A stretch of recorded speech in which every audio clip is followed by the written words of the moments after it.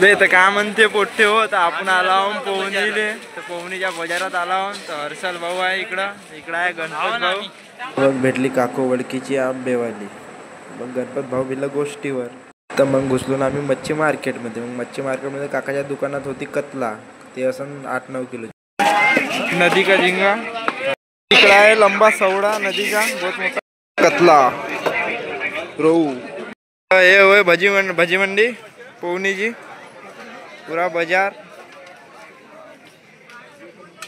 आम्ही आलो या मामाच्या पोरासाठी टोपी घ्यायला. तर मग भाऊ दाखवत होता टोपी. मग घेतली टोपी हे वाली. मग आहे आपला हर्षल भाऊ. तर हर्षल भाऊ पाहून राहिला चष्मा. तर भाऊच्या दुकानात आला ना आम्ही चष्मा पाहिले. तर भाऊच्या मध्ये 1 नंबर चष्मे आहेत. मग भाऊच्या दुकानात घेतला हा चष्मा. तर भाऊ साडे हर्षल भाऊने घेतला ना पण मी लावलो.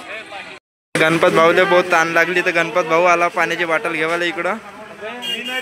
गणपत आता काकू देत आहे पाण्याची बॉटल. गणपत भाऊनं घेतलं ना बॉटल.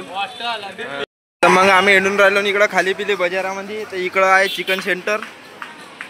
भाऊ पाहून राहिला इकडं थंडा कोणता घेऊ बा म्हणून. तर मग घेतलो भाऊ मी स्लाइस. मग चालवा इकडं पेना या तुम्ही बी. मग निघला आम्ही घराकडे जा आले. तर गणपत भाऊ भिजला या आंब्यावर फुकट पाकटच्या भेटला हे पण लाले तर आपण राहिला.